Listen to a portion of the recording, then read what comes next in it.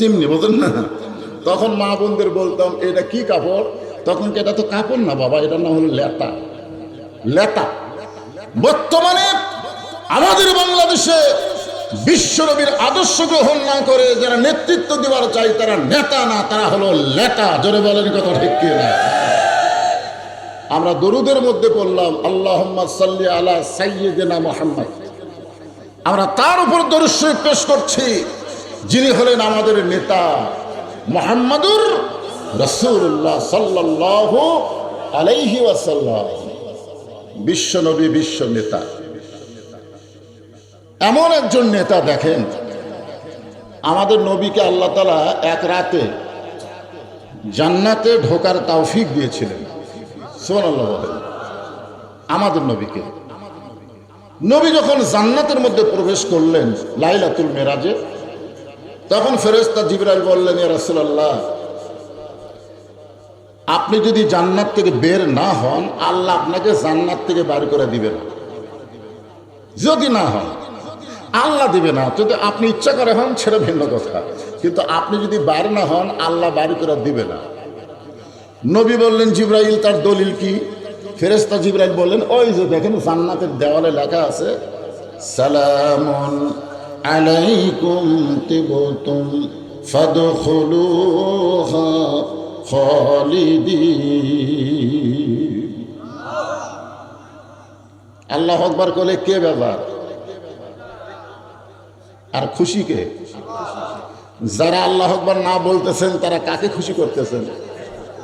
বেজার হচ্ছে কে? তাহলে আপনারা কাক খুশি করবেন, আল্লাহ না শয়তান? কোরআন তেলাওয়াত শুনলে ঈমান যে বাড়ে এটা বক্তার ওয়াজ না, এটা আল্লাহর ওয়াজ। ওয়াইজা তুলিয়াত আলাইহিম আয়াতুহু জাদাতুহুম ঈমানা ওয়া আলা রাব্বিহিম ইয়াতাওয়াক্কালুন। জোরে আল্লাহু আকবার।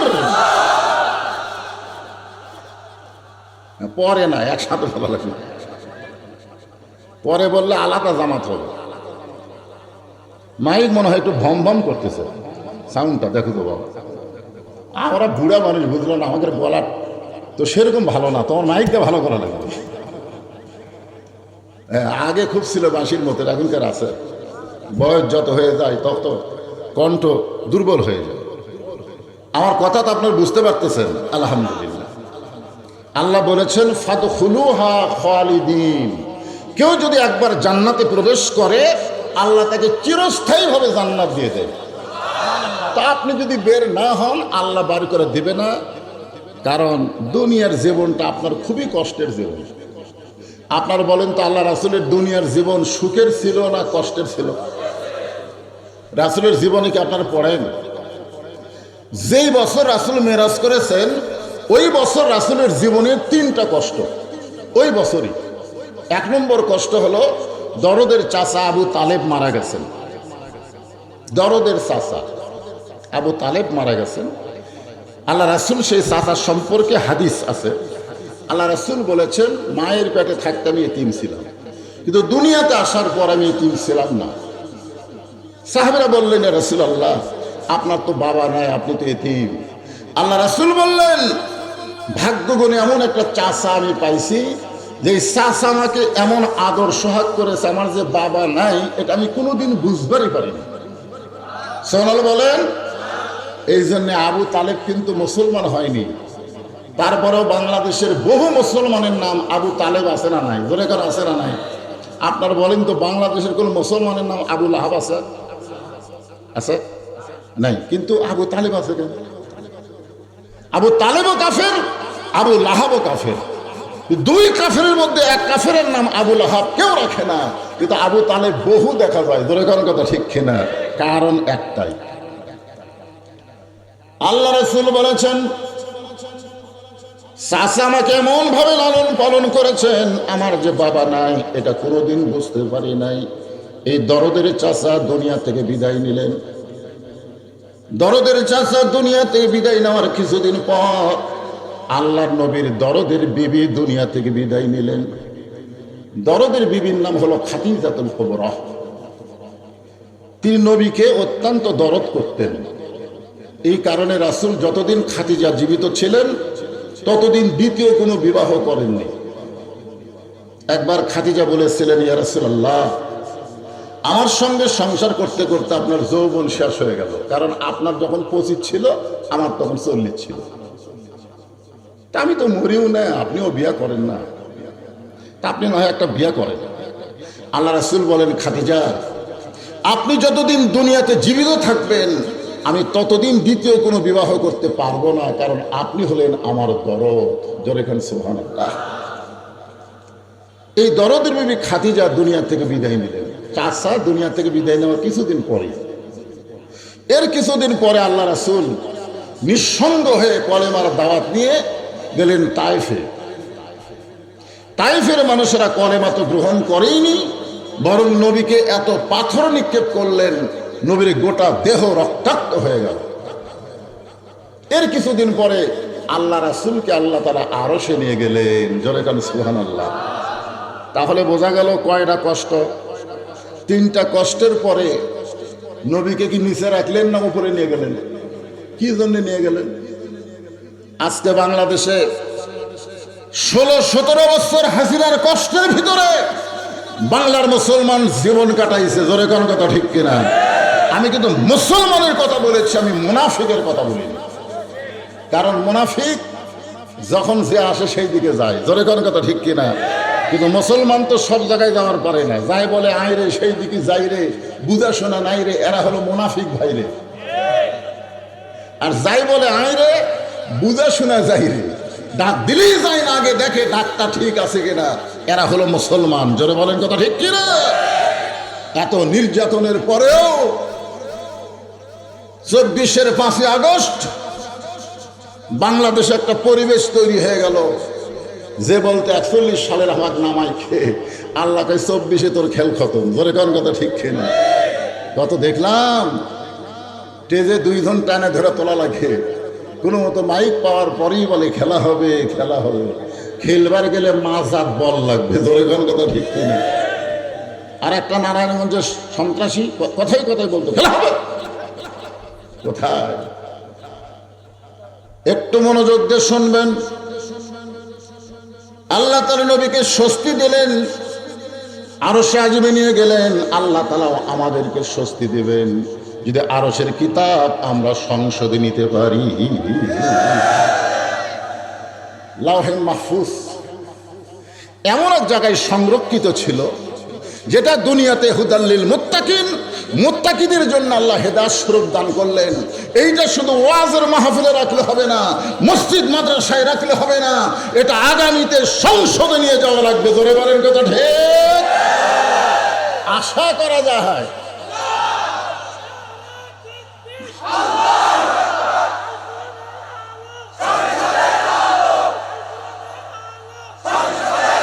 লিল্লাহে তাকবীর। কি বুঝতেছেন? কষ্টের পরে শান্তি আছে না নাই? তো ইয়া রাসূলুল্লাহ, আপনি যদি দুনিয়াতে ফেরত না যান, আল্লাহ আপনাকে বের করে দিবেন। সঙ্গে সঙ্গে আমাদের নবী বললেন, জিবরাইল, আমি নবী আমার জন্য নই, আমি নবী হলাম আমার উম্মতের জন্য। দেখছেন আমাদের নবী কার জন্য? নিজের জন্যে, আমাদের জন্য। একবার হযরত বেলাল রাসূলুল্লাহকে প্রশ্ন করলেন, ইয়া রাসূলুল্লাহ, আমরা দুনিয়া থেকে বিদায় নিয়ে কবরে গেলে মুনকির নাকির আমাদেরকে 3টা প্রশ্ন করবে। কয়টা? কিন্তু আপনি যখন কবরে যাবেন আপনাকে মুনকির নাকির কয়টা প্রশ্ন করবে? তা আল্লাহ রাসূল বললেন, তোমার কি মনে হয়? বেলাল বলতেছে, হুজুর আমার মনে হয় 2টা করবে। তো রাসূল বলেন, কোনটা বাদ দিবে? বলে, অমান নাবিউকা, এই প্রশ্ন আপনাকে করবে না, কারণ আপনি নিজেই তো নবী। আল্লাহ রাসূল তখন আফসোস করে বললেন, বেলাল, তোমাদের ভাগ্য কত ভালো, তোমাদের নবী আছে, আর আমার ভাগ্য কত খারাপ, আমার নবী না। এই বলে রাসূল অনেকক্ষণ কাঁদবেন। সাহাবারা জিজ্ঞাসা করলেন, ইয়া রাসূলুল্লাহ, আপনি কেন কাঁদতেছেন? আল্লাহ রাসূল বললেন, বেলালের প্রশ্ন শুনে। এক সময় রাসূল বললেন, বেলাল, কোন মুসলমান মৃত্যুবরণ করে যখন কবরে যায়, ওয়ালা তামুতুন্না ইল্লা ওয়া আনতুম মুসলিমুন, প্রশ্ন কিন্তু সবার জন্য হবে না, হিসাব কিন্তু সবার হবে না, বিচার কিন্তু সবার হবে না। অনেকে বিনা বিচারে জাহান্নামে যাবে, অনেকে বিনা বিচারে আল্লাহ জান্নাত দিয়ে দিবে। জোরে কোন কথা ঠিক কিনা? কিন্তু হিসাবের মধ্যে পড়ে গেলে তারা বিপদে পড়বে। যদি আমরা হিসাবের মধ্যে পড়েই যাই, আপনাকে কি মনে হয়? হ্যাঁ, বহুদিন আগে একটা গান শুনছিলাম, তখন গানটা বুঝবার পারিনি, কিন্তু বুড়া বয়সে এসে বুঝতেছি। আসেন আমার মুক্তার, আসেন আমার ব্যারিস্টার, শেষ বিচারের হাইকোর্টেতে তিনি আমায় করবেন পার। আমি পাপী, তিনি জামিনদার। আল্লাহ যখন হাকিম হইয়া আমাদেরকে আসামি বানায় বিচার শুরু করবেন, ওই সময় আমাদের নবী উকিল হবেন, ব্যারিস্টার হবেন, আমাদের পক্ষে আল্লাহর কাছে ওকালতি করে আমাদেরকে সুপারিশ করে জান্নাতে নিয়ে যাবে। তাহলে চিন্তা করে দেখেন, যদি হিসাবত পড়ে যায় আমাকে বাঁচানোর আছে না নাই? এ কথা কন না কেন? নিদানে আখেরাতে তরাইতে পুলসিরাতে কান্ডারি হইয়া নবী পার করিবেন সেই তরণী। সবাই বলেন নবী মোর পরশমণি, নবী মোর সোনার খনি, নবী নাম ভাবে যেজন সেই তো দোজা হানের ধ্বনি। আল্লাহু আকবার! কি কপাল রে, যে হিসাবের কাতারে দাঁড়াইলো আমাদেরকে আল্লাহর সামনে ওকালতি করার নবী আল্লাহ দান করেছে। জোরে বলেন সুবহানাল্লাহ। মান জাল্লাযী ইয়াশফা ইনদাহু ইল্লা বিইজনিহি। এই আয়াতুল কুরসির এই অংশের তাফসীর করে দেখেন, হাসরের ময়দানে শুধুমাত্র আমাদের নবীকে আল্লাহ সুপারিশ করার, ওকালতি করার সুযোগ দিবেন, অন্য কাউকে দিবেন না। এমন একটা নবী পাইছি যেই নবীকে জিবরাইল নবী বলতেছেন, বেলাল, মানুষ যখন মুসলমান হয়ে কবরে যাবে, মুসলমান হয়ে কি হয়ে, যদি মুনাফিক হয়ে যায়, মুনাফিক না, মুনাফিক হয়ে যখন কবরে যাবে তাদেরকে কি প্রশ্ন করবে? আপনাদের কি ধারণা করবে? মুনাফিক থাকবে জাহান্নামের সবচাইতে নিচে, কাফের যারা হবে ওরা থাকবে উপরে, আর মুনাফিক থাকবে সবচাইতে নিচে। উপরের কাফেরেরা পেশাব পায়খানা করবে, তলের মুনাফিকেরা ওই পেশাব পায়খানা খাবে। সবগুলাতে সুবহানাল্লাহ পারে, আরে নাউযুবিল্লাহ কবুল করবে। আচ্ছা, এইটাও সুবহানাল্লাহ। সাহাবারা বললেন, হুজুর এই বদমাইশ মুনাফিক কোন দলের ভিতর থেকে বের হবে? আল্লাহ রাসূল বললেন, মুনাফিকের আবাদ হবে মুসলমানের ভিতরে। বর্তমানে গোটা পৃথিবীর ভিতরে শুধু কোরআনের ওয়াজ শুনতেছে, কোরআনের আন্দোলন করতেছে না, কোরআনকে সংসদে নিয়ে যাওয়ার চাই না, কোরআনের রাজনীতি নাই, ইসলামের রাজনীতি নাই। এই কথা যারা বুঝে, এই কথা যারা বলে, এই কথা যারা মানে, তারাই হলো মুনাফিক। এরাই মুনাফিক। এই হিসাবে আমাদের বাংলাদেশে মুসলমানের সংখ্যা বেশি না মুনাফিকের সংখ্যা বেশি? মুনাফিক করলে কিন্তু তওবা করে দল বদল করা যায়। যে লোকটা মাগরিব এশার নামাজ পড়েনি, আজকে গোরস্থানের মাহফিলে ওয়াজ শুনতে আসছে, চিন্তা করে দেখেন তো ওই কত বড় মরদ, আর কত বড় সাহস যে মাগরিব এশার নামাজ পড়েনি এরপরে ওয়াজ শুনবার আইছে।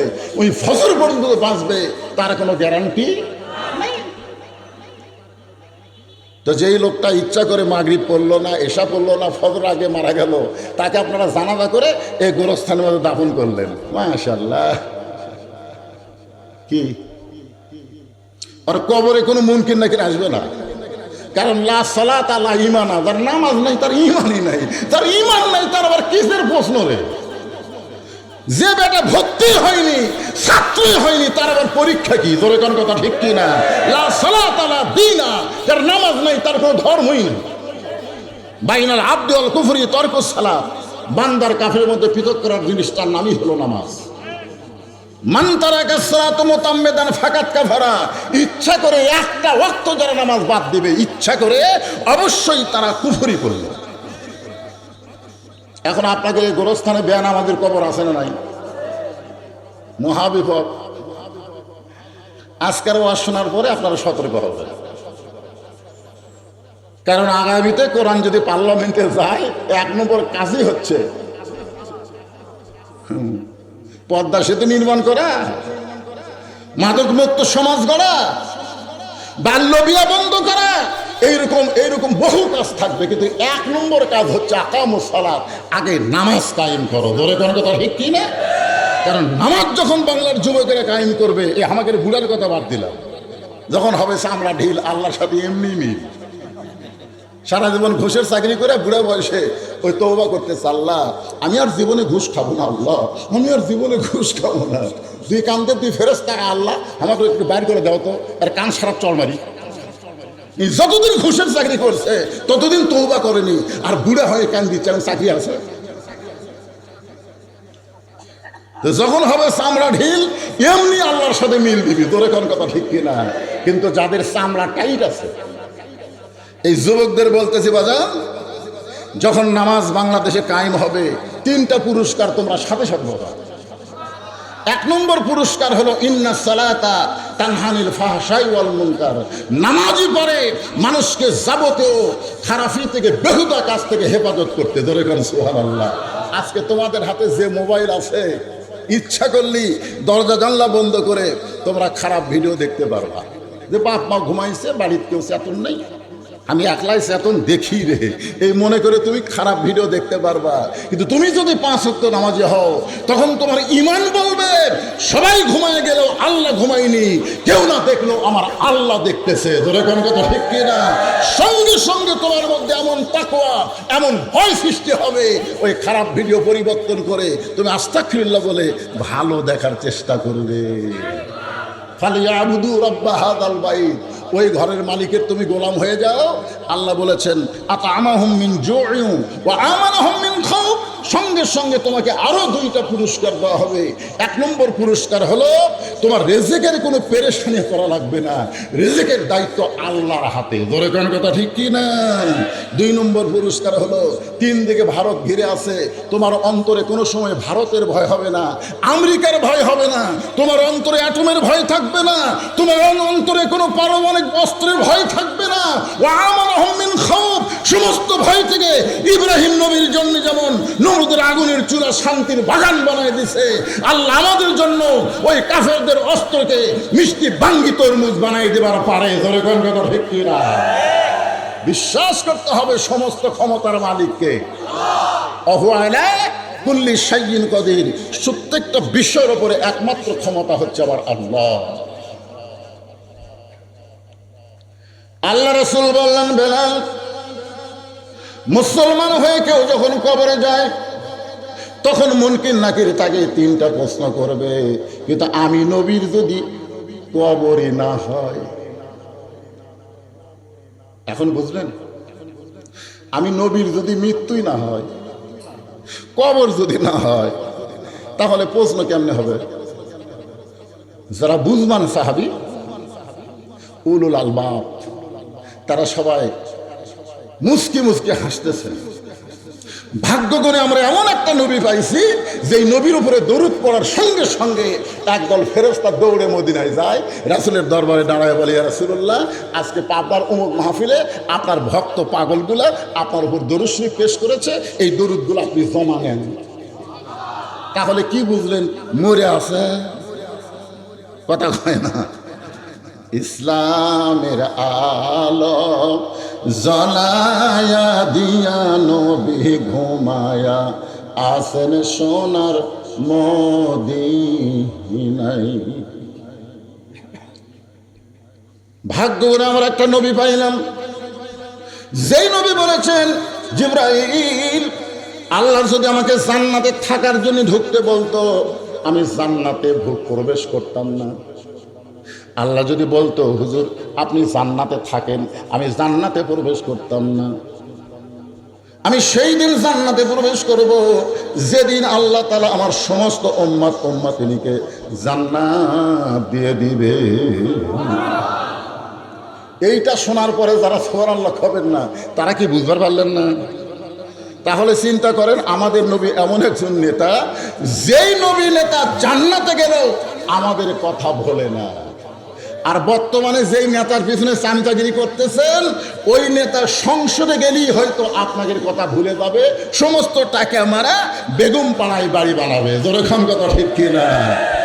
আর এমন নেতা আমরা চাই চাই না। সারা জীবনে চামচাগিরি করবেন? মুসলমান, একটু মনোযোগ দিয়ে শোনেন। এমন একজন বিশ্বনবীর উম্মত হিসেবে আল্লাহ আমাদের কবুল করার কারণে আমরা খুশি না বেজার? তাহলে জবান খুলে আর একবার বলি আলহামদুলিল্লাহ। গোরস্থানকে উদ্দেশ্য করে আমি যে আয়াতে কারিমা তেলাওয়াত করেছি, এই আয়াতের তাফসীর শোনার আগ দিয়ে দাও। কি দিলেন ভাই? কবর দিয়েই তো শুরু হচ্ছে, ওয়ালা তামুতুন্না ইল্লা ওয়া আনতুম, মুসলমান না হয়ে যায়ও না। কে বলতেছে? কথা কর না কেন? মুসলমান না হয়ে মৃত্যুবরণ করেন। আপনারা বলেন তো, জ্যাঠা মানুষকে কবর দেয়? মরার বাড়ি তো দিবে, তাহলে কি হয়ে মরা লাগবে?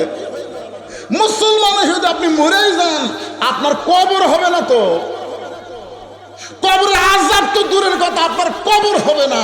আপনার দেহ থাকবে গোরস্থানে, আপনার রুহুর কোনো কবর নাই। রুহু যাবে ইল্লিন নামক জান্নাতের বাগানে। জোরে কণ্ঠে হ্যাঁ। তারপরে কবরের আযাবের কথা কোরআনে আছে, হাদিস আছে, বলবো আমি, কেবল শুরু করলাম।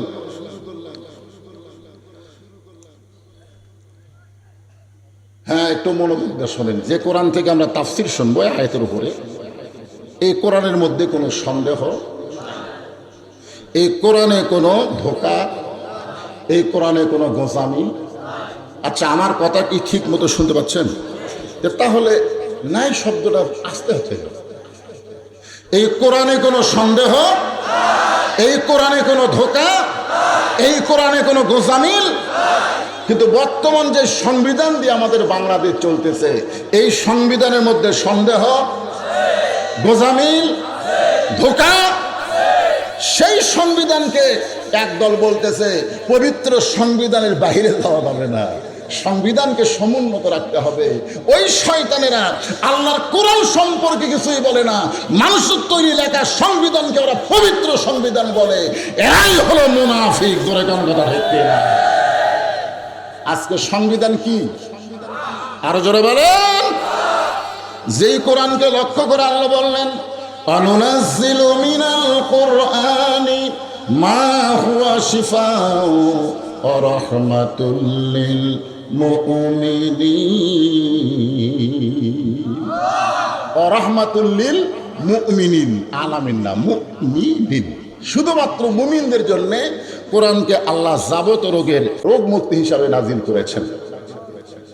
আমি সেই কোরআন থেকে আপনাদের সামনে একটা আয়াত তেলাওয়াত করেছি। ইয়া আইয়ুহাল্লাযীনা আমানু, যারা আল্লাহকে বিশ্বাস স্থাপন করেছো, তোমাদের 1 নম্বর কাজ হলো আত্তাকুল্লাহ, ভয় করতে হবে কাকে? 2 নম্বর কাজ হলো খালি ভয় করলে হবে না, ভয় করার মতন ভয় করা লাগবে। ভয় করার মতন ভয় আপনারা বোঝেন? ভয় করার মতন ভয় মানুষের তৈরি আইন দেওয়া সম্ভব নয়। ভয় করতে পারে ওই যে পুলিশ আছে রে, র্যাব আছে রে। যেরকম আমরা 15 বছর ওয়াজ করছি, বাড়িতে বার হতি বউ ভয় দেখাচ্ছে। যাচ্ছেন কোথায়? বলে পাবনায়। পাবনা না, আপনি নিষিদ্ধ। তো ওরা খুব যেভাবে হলে একটা পারমিশন নিছে, আমাকে যাবার বলতেছে, দেখে শুনে ওয়াজ করবে। আমি বললাম কি দেখবো? বলে দেখবেন পুলিশের গাড়ি আছে কিনা, র্যাবের গাড়ি আছে কিনা, হাসিনার কোনো চামচা স্টেজের ওপর আছে কিনা, এগুলো আগে দেখবেন। এগুলো যদি থাকে তেল তেলা ওয়াশ করে বাড়ির চলে আসবে। এই বুড়া বয়সে তারা ধরা পড়ে না। তখন আমি বইয়ের কপালে একটা চুমা দিলাম। বউ বলতেছে আমার কথা পছন্দ হয়েছে। আমি বললাম না। তো পছন্দ হয়নি চুমা দিলেন কেন? আমি চুমা দেওয়ার কারণ হলো তুমি আমাকে দেখো, আজকে হতে পারে তোমার জীবনের শেষ দেখা। আর বউ বলতেছে শেষ দেখা হবে বলে, এর আগে তো অনেকবার পুলিশ আপনাকে ধরছে, ছাড়ে তো। আমি বললাম তুমি তো পুলিশ ধরার চিন্তা করতেছো, র্যাব ধরার চিন্তা করতেছো, প্রত্যেকটা মুসলমান চিন্তা করে আজরাইল ধরা। ধরে বলেন কথা ঠিক কিনা? আমরা যারা মুসলমান এই 15-16 বছর আমরা ভয় করছি। আল্লাহর ভয়, হাসিনার ভয়, আল্লাহর ভয়, হাসিনার ভয়। রব্বানা আতিনা ফিদ দুনিয়া হাসিনা হাসানার জায়গা ভয়ের ঠেলায় হাসি। কি মনে করতেছেন? এই জন্যে শুধু ভয় করলে হবে না, হাক্কা তুকাতিহি, যথাযথ ভয় যদি আমরা করতে চাই, মানুষের তৈরি আইন যে সম্ভব না, এটা আল্লাহর আইনে সম্ভব। যার ছোট্ট একটা প্রমাণ আপনাদের দেই। বাংলাদেশের মতন ৯৬টা দেশের খলিফা, নাম হলো হযরত ওমর। নাম কি? হাক্কা তুকাতিহি। বাংলাদেশের মতন ৯৬টা দেশের খলিফা হযরত ওমর মসজিদের মেম্বরে দাঁড়ায় খুতবা দিচ্ছেন।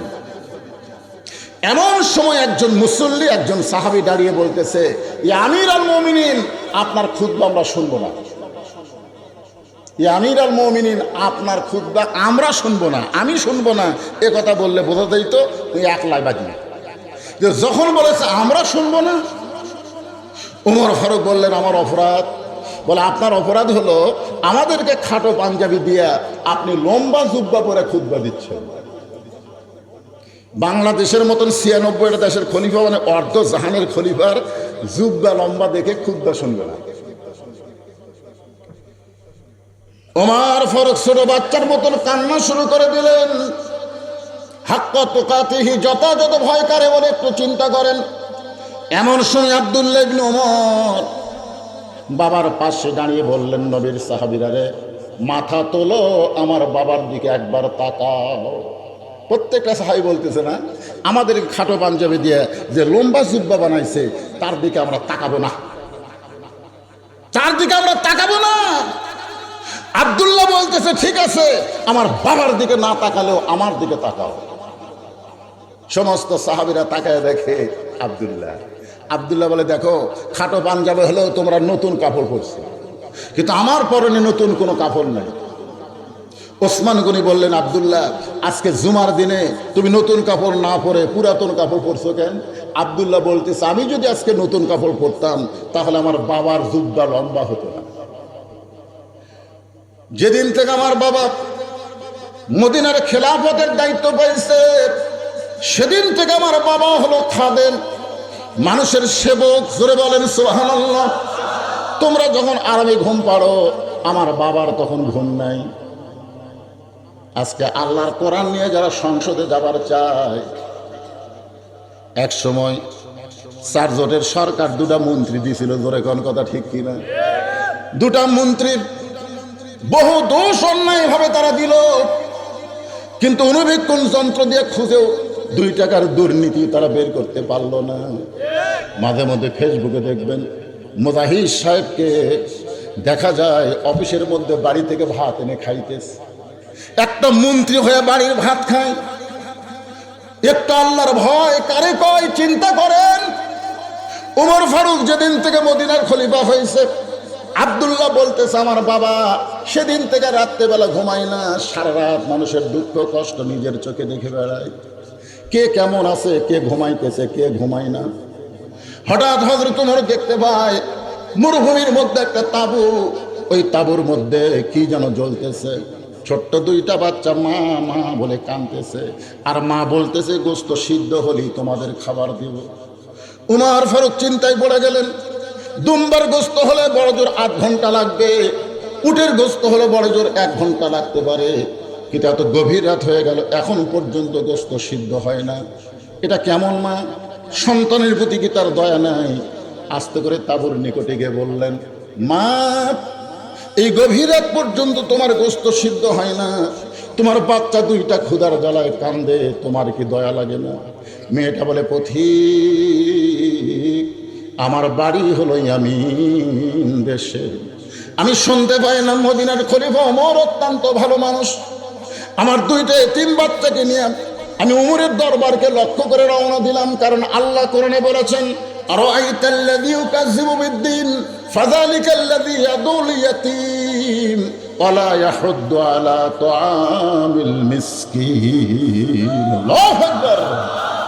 কিন্তু বিকেল বেলায় ওমরের দরবারে মানুষের এত ভিড়, আমি একজন মহিলা, আমার 2টা এতিম বাচ্চাকে নিয়ে আমি ওমরের দরবারে যাওয়ার সাহস পেলাম না। আমি মনে মনে সিদ্ধান্ত নিলাম, আগামীকাল সকালবেলা ওমরের দরবারে যাব। এই মনে করে রাত্রিবেলা তাঁবু টাঙ্গায়া আমার দুইটা বাচ্চাকে বুকের মধ্যে নিয়ে আমি ঘুমাবার চাই, কিন্তু আমার দুইটা বাচ্চার পেটে এত খিদা লাগছে, এরা ক্ষুধার জ্বালায় বারবার যখন খাবার চাই, আমি মা হয়ে কি করব? পাত্রের মধ্যে পানি আর পাথর দিয়া নিচে আগুন জ্বলায় বলতেছি, বাবা খাবার সিদ্ধ হলেই তোমাদের খাবার দিব। আমি মনে করেছিলাম আমার সান্ত্বনার কথা শুনতে শুনতে আমার দুইটা বাচ্চা এক সময় ঘুমায় যাবে, আর বাচ্চা দুইটা যখন ঘুমায় যাবে, রাতটা পাড়ি গেলে সকালবেলা ওমরের দরবারে যাব। কিন্তু আমার বাচ্চা দুইটার এত ক্ষুধা লাগছে, আমার সান্ত্বনায় তাদের চোখে ঘুম আসতেছে না। আজকে রাত এত বড় হয়েছে পথিক, আমার সন্তান দুইটা সকালবেলা পর্যন্ত হয়তো আর বাঁচবে না। হাক্কা তুকাতিহি, যথাযথ আল্লাহর ভয় কারে কয় একটু শোনেন। ওমর ফারুক বললেন, মা একটু ধৈর্য ধরো, তুমি তোমার সন্তানকে বুকের মধ্যে নিয়ে আদর করো, আর একটু ধৈর্য ধরো। এক দৌড় দিলেন বাইতুল মালের দরজায়। আসলাম আসলাম বলে ডাক দিলে আসলাম দরজা খুলে দেয়। আসলাম বলে, আমিরুল মুমিনিন, এত গভীর রাত্রে বাইতুল মালের দরজায় কি করবেন? বড় একটা বস্তা আমার মাথায় উঠাইয়া দে, খাদ্যের একটা বড় বস্তা মাথায় উঠাইয়া দে। আসলাম বলে, আমিরুল মুমিনিন, কোথায় বস্তা নিয়ে যাওয়া লাগবে? আপনি হুকুম করেন, আমি বস্তা নিয়ে যাব। ওমর ফারুক বলে, আসলাম রে, একজনের পাপের বোঝা আর একজন কেউ মাথায় নেবে না, দে আমার মাথায় উঠাইয়া দে। অউলিল আমরি মিনকুমকে মানতে গিয়া আসলাম খাদ্যের বস্তা ওমর ফারুকের মাথায় যখন তুলে দেয়, ওমর ফারুক বস্তা মাথায় নিয়ে দৌড় শুরু করেছে। পিছন দিক থেকে আসলাম বলে, আমিরুল মুমিনিন, এত জোরে দৌড় মারতেছেন, আপনি পড়ে গেলে কষ্ট হবে। ওমর বলে, আসলাম রে, নির্দিষ্ট সময়ে যদি আমি যাবার না পারি, জায়গা মতো জাহান্নামের আগুনে আল্লাহ পাক আমাকে পুড়ায় ফেলবে। হাক্কা তুকাতিহি কারে বলো শোনেন। এক দৌড়ে তাঁবুর পাশে গিয়ে বললেন, মা তোমার দুইটা সন্তান কি জীবিত আছে? বলে, এখনো জীবিত আছে। তাহলে মা তুমি রুটি আর হালুয়া তৈরি করো। মেয়েটা রুটি আর হালুয়া তৈরি করার পরে ওমর ফারুকের হাতে যখন দেয়, ওমর ফারুক দুইটা বাচ্চাকে দুই উরাতের উপরে নিয়ে রুটি ছেড়ে হালুয়া নিয়ে যখন মুখে দেয়, বাচ্চা দুইটা ফ্যাল ফ্যাল করে ওমরের দিকে তাকায় থাকে। ওমরের চোখ দর দর করে পানি পড়ে। বাচ্চা দুইটা চোখের পানি মুছে দিয়ে বলে, কে গো তুমি? বাবার দরদ দিয়ে আমাদেরকে খাওয়াইতেছো, এরপরও তুমি এমন করে কেন কাঁদতেছো? ওমর ফারুক বলে, আল্লাহ, এই অধমকে জাহান্নামের আগুন থেকে তুমি হেফাজত করো। মেয়েটা বলে, পথিক রে, তুমি কি পাগল হইছো? তুমি নিজকে জাহান্নামী কেমনে বলো? যদি মদিনার খলিফা ওমর না হইয়া তুমি যদি মদিনার খলিফা হইতা, তাহলে মদিনাকে আল্লাহর জান্নাত হয়ে যেত। হাক্কা তুকাতিহি, যখন আল্লাহর কোরআন সমাজের মধ্যে চলবে, নেতা যদি এত ভালো হয়, তাহলে কর্মীরা কেমন হবে? এটা আমাদের একটু চিন্তা করার দরকার আছে না নাই? আল্লাহ বলেছেন, ওয়ালা তামুতুন্না, মৃত্যুবরণ করো না, ইল্লা ওয়া আনতুম মুসলিমুন, যতক্ষণ মুসলমান না হবে। মুসলমান হয়ে যদি আমরা মরতে চাই, আমাদের করণীয় কি? এ কথা আল্লাহর কোরআনে আছে না নাই? যেরকম আছে না নাই? হ্যাঁ, এটা শোনা লাগবে আমলের নিয়তে। আবু জেহেলের মতন খালি শুনলে হবে না।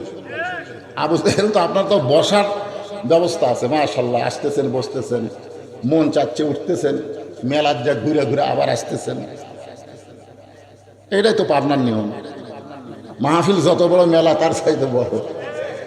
আসলে মেলা পছন্দ করে মুসলমানেরা না কাফেরেরা? লালনেরা।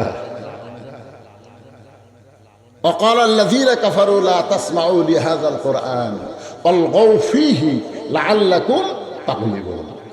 এই আয়াতের তাফসিরে দেখবেন, যারা কাফের তারা এই কোরআন শোনা থেকে মানুষকে বিরত রাখার জন্যে খেলতামাশা করে, মেলা লাগায়।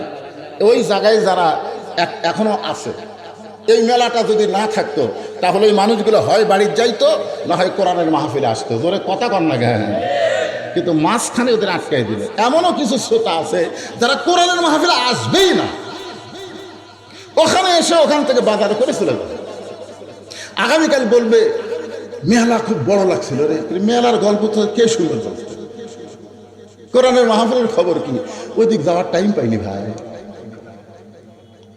কত বছর আগে আল্লাহ বলেছেন আল্লাহু ফীহি লাআল্লাকুম তাগলিবুন। যারা দোকানদার এখানে দোকানদারি করতেছেন, আপনারা মনে করতেছেন এই ব্যবসা করতে করতে আপনারা মরে গেলে মুসলমান হয়ে মরবেন, এত সোজা না। সবসময় ব্যবসা করাও জায়েজ না। সবসময় ব্যবসা করা যাবে? ইযা নুদিয়া লিস-সালাহ মিন ইয়াউমিল জুমআ ফাসআউ ইলা যিকরিল্লাহ ওয়া যারুল বাই। আল্লাহ কোরআনে বলেছেন, কোরআনের মাহফিল যখন শুরু হয়ে যায় তখন প্রত্যেকটা মুসলমান সামিনা ওয়া তাআনা কোরআন শুনতে হবে আমল করার নিয়তে। পুরো মেলা টেলা দোকানদারি তখন আর করা যাবে না। জোরে কোন কথা, ঠিক কথা বলেন। এখানে কোরআনের আযান শুরু হয়ে গেছে, মাইকিং করা হয়েছে যে গোরস্থানের উপলক্ষে মাহফিল, তাফসিরুল কোরআন মাহফিল। এরপরে তোমরা মেলা দিয়ে তোমরা মনে করতেছো এই অবস্থায় আমরা মরব আর মুসলমান হবো। আর কি মারতিস?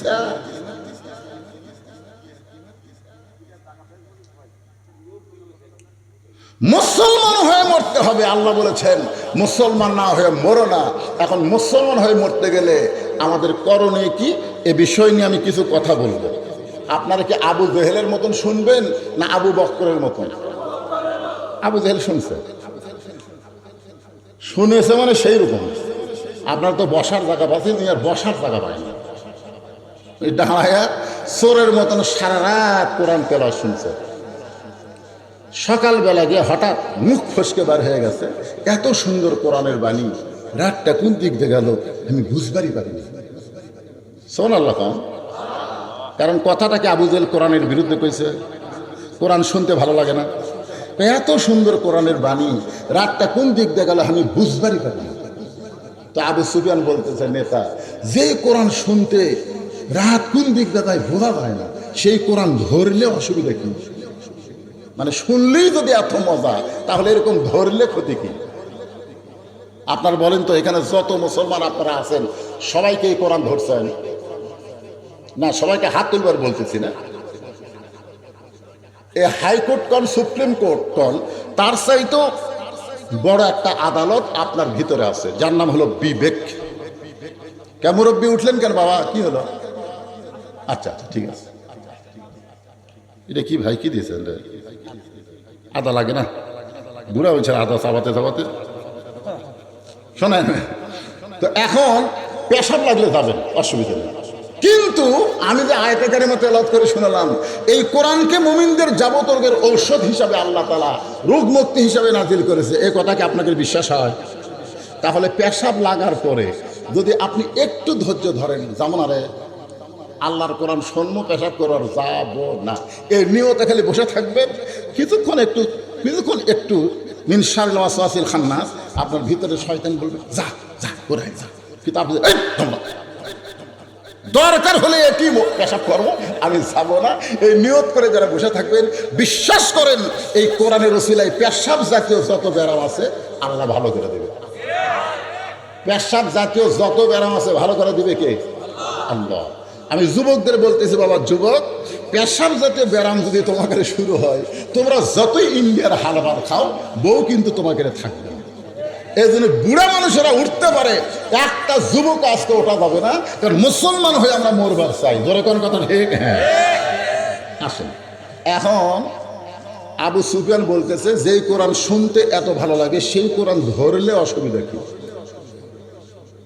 সঙ্গে সঙ্গে আবু জেহেল বলতেছে, তুই অত্যন্ত গুরুত্বপূর্ণ একটা কথা বলেছিস, কিন্তু এই গুরুত্বপূর্ণ কথার উত্তর জোরে বলা যাবে না, তুই আমার কাছে আয়। আবু সুফিয়ান যে কাছে গেছে, কানে কানে ফিসফিস করে বলতেছে, এই কোরআনকে ধরলে তোর আমার ভুয়া নেতৃত্ব চলবি না। আজকাল আমরা মানুষকে মাথার উপর কাঁঠাল ভাঙ্গিয়ে নেতাগিরি করতেছি, এই নেতাগিরি করা যাবি না। চিন্তা করছেন?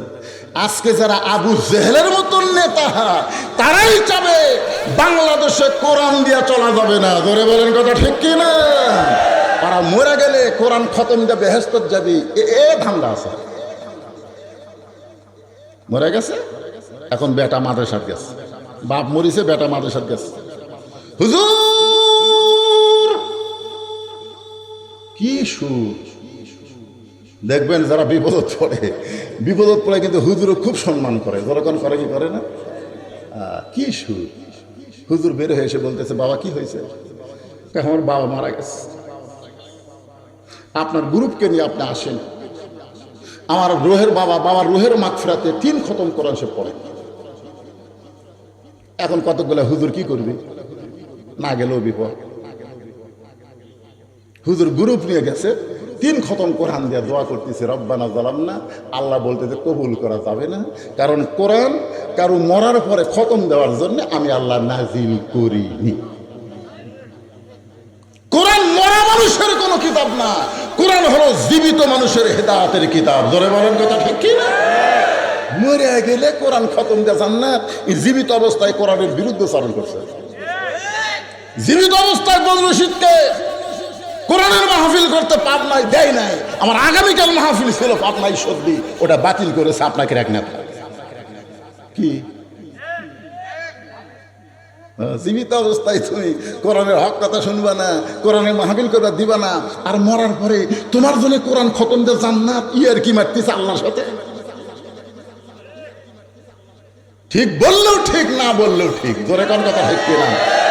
আমরা মুসলমান হয়ে যদি মরতে চাই, মুসলমান হয়ে মরতে গেলে কি করণ লাগবে? আল্লাহ বলতেছেন আল্লাযী খালাকাল মাউতা ওয়াল হায়াতা লিয়াবলুয়াকুম আইয়ুকুম আহসানু আমালান ওয়া হুয়াল আজিজুল গফুর।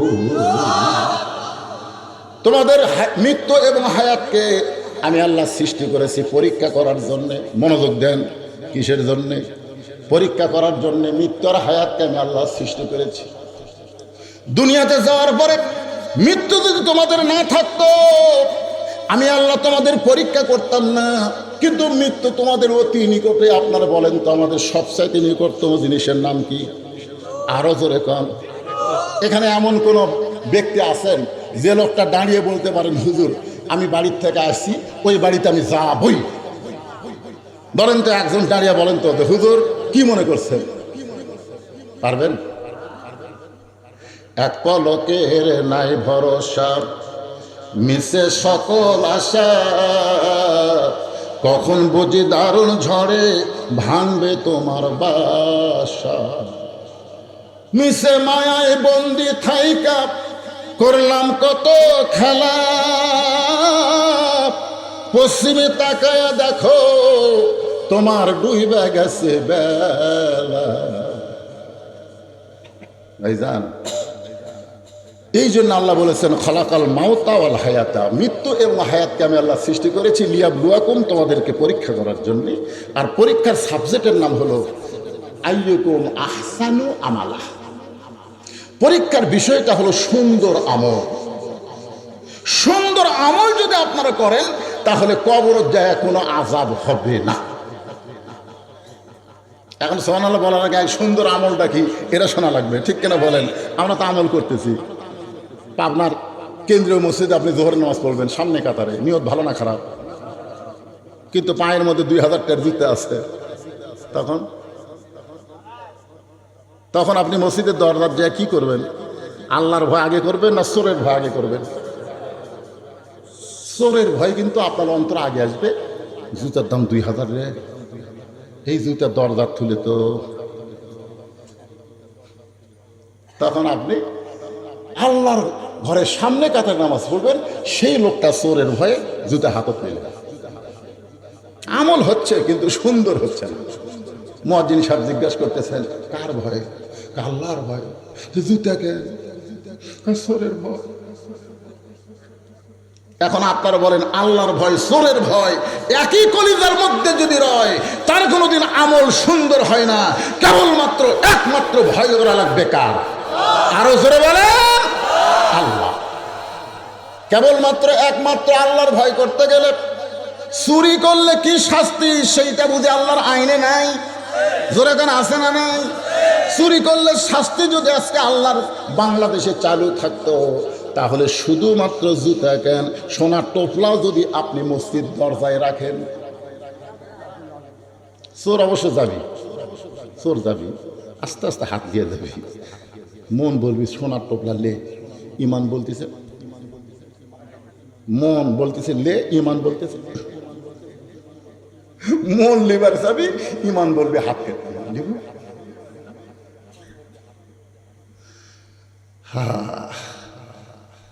এই জন্য ভাইজান, যত আইন করেন কোন আইন দিয়ে চুরি বন্ধ করা যাবে না। একমাত্র সুন্দর আমল করতে গেলে আল্লাহর কোরআনের আইন চালু করা লাগবে। তোরে কোন কথা ঠিক কিনা? আমার মায়েরা যারা পর্দার অন্তরালে বসে আছেন, একটু মনোযোগ দেন।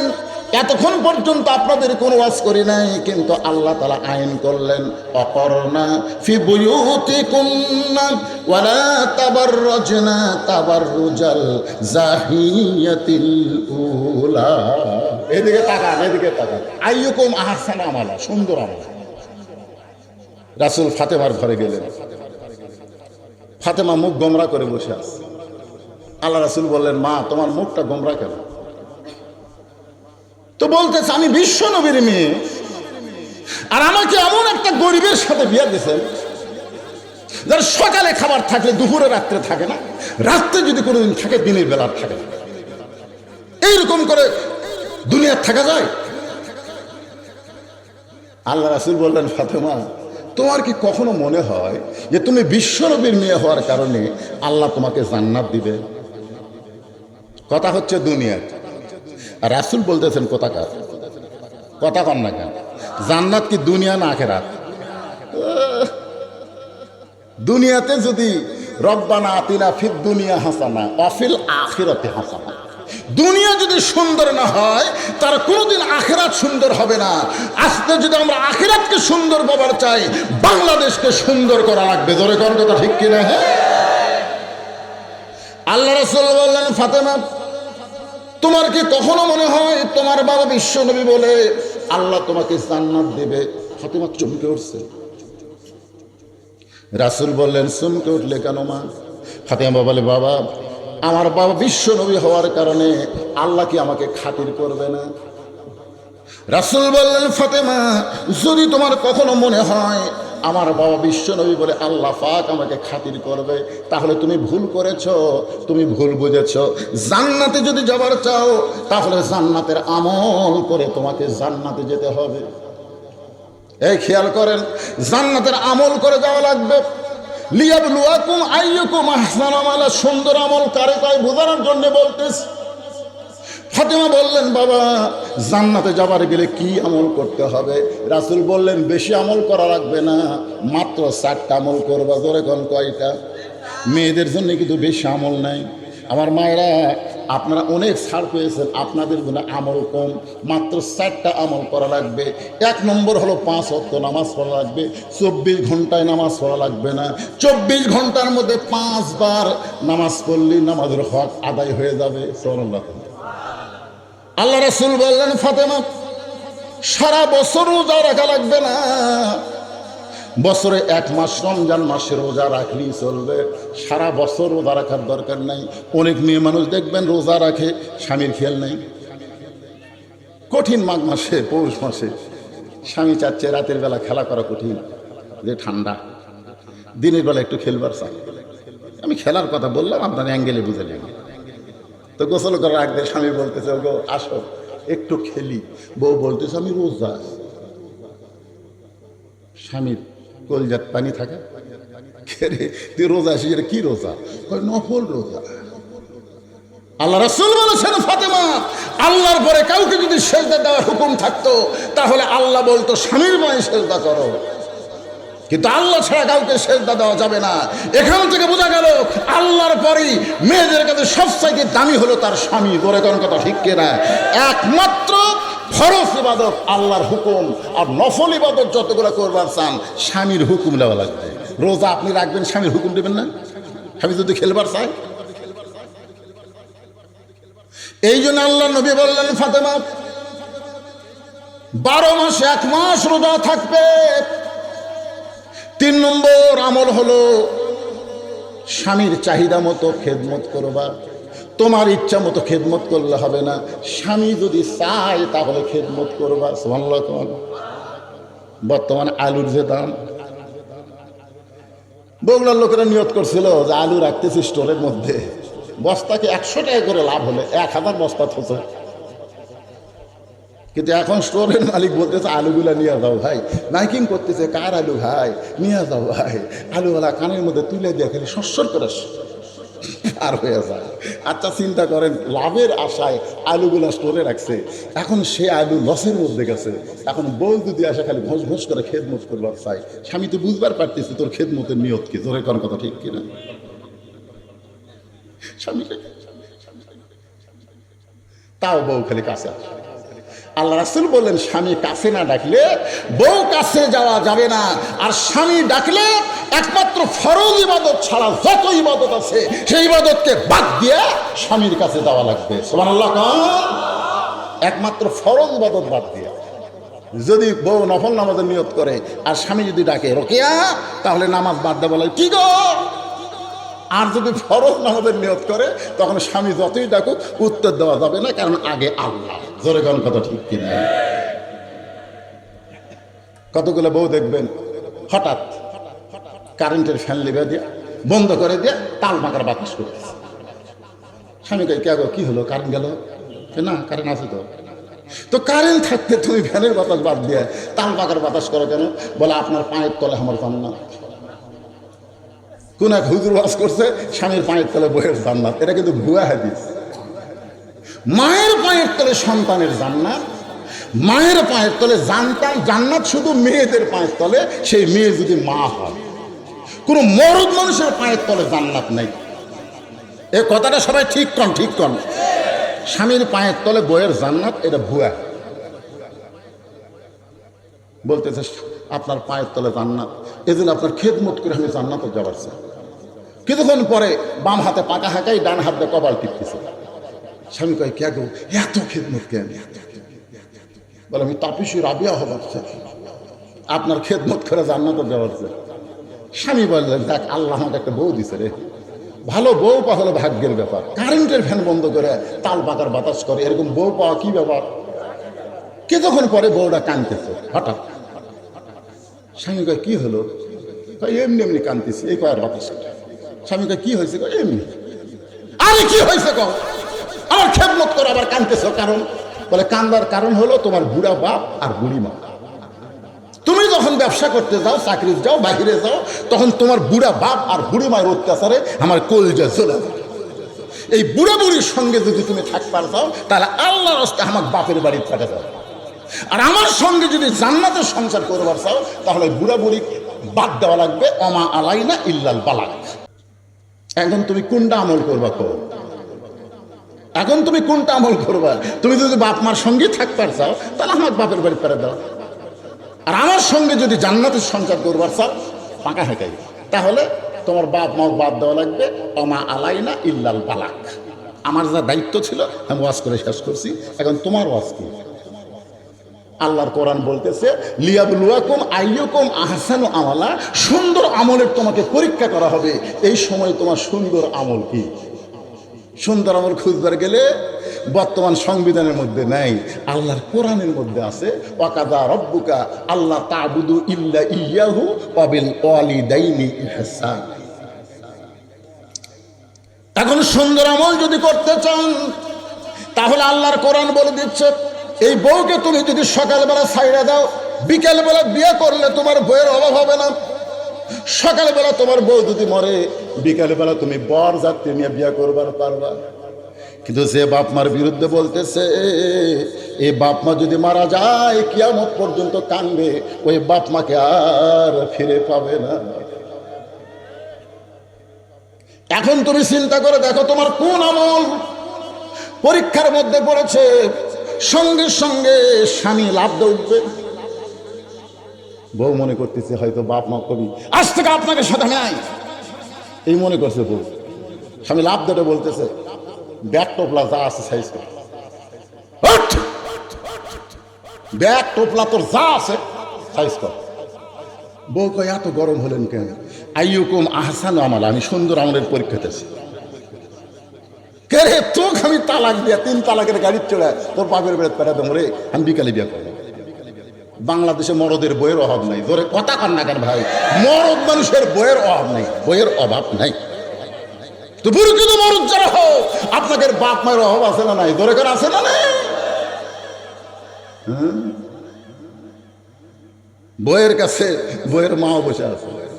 এখন কতগুলো ছেলে বলতেছে, আম্মা আম্মা আমি বাজারে যাচ্ছি, আপনি ডাব খাবেন না গ্লুকোজ খাবেন? বউ বলতেছে আমার মাও দুটাই খায়। ও বলতেছে ঠিক আছে, আম্মার জন্য ডাব গ্লুকোজ দুটাই আনবো।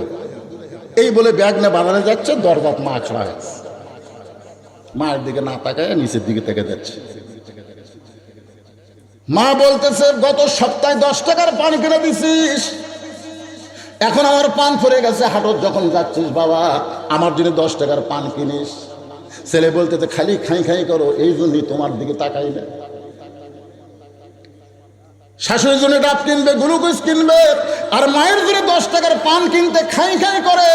এরা বেটা না, এরা হলো পাটার জাত। জোরে বলেন কথা ঠিক কিনা? লিয়াবলুয়াকুম আইয়ুকুম আহসানু আমালা, সুন্দর আমলের পরীক্ষা হবে। আল্লাহ নবী বললেন ফাতেমা, মেয়েদের জন্য একটা গুরুত্বপূর্ণ আমল হলো পর্দা।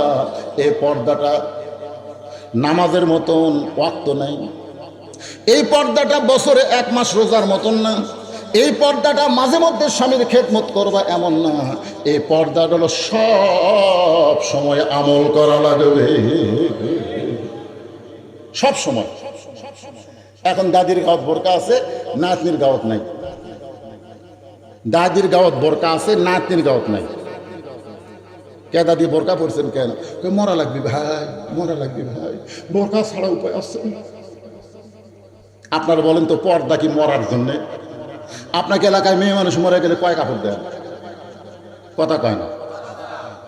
আচ্ছা কাপড় যে 5টা দিলেন, পুরুষের চাইতে 2টা বেশি দিলেন, এরপরে যখন খাটনিতে লাশ রাখেন তখন আবার লাশটা কি দিয়ে রাখেন?